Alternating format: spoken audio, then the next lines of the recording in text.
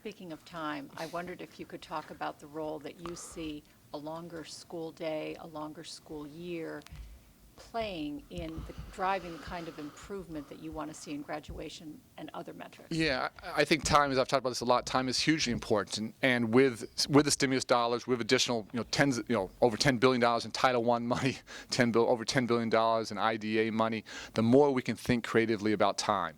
And so whether it's lengthening the day, whether it's lengthening the week, whether it's doing more in this summer, upcoming now, shortening the summer, our students, particularly low-income children, particularly students that don't have households filled with books, time is critically important. Our children are competing with jobs with children not down the block or in the district or in the state. They're competing with children in India and China. And the fact is, children in India and China are going to school 25, 30% more than our children here. And when I talk about a longer day, I don't just mean more of the same. I mean academic enrichment. I mean arts and sports and music and drama and debate.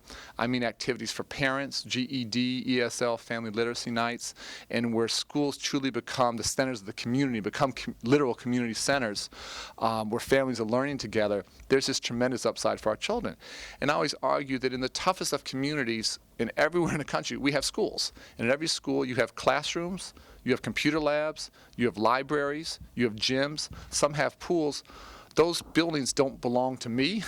They don't belong to the union. They belong to the parents and the community. And the more we really think differently about how we use time, that to me is a huge lever to dramatically improve student achievement.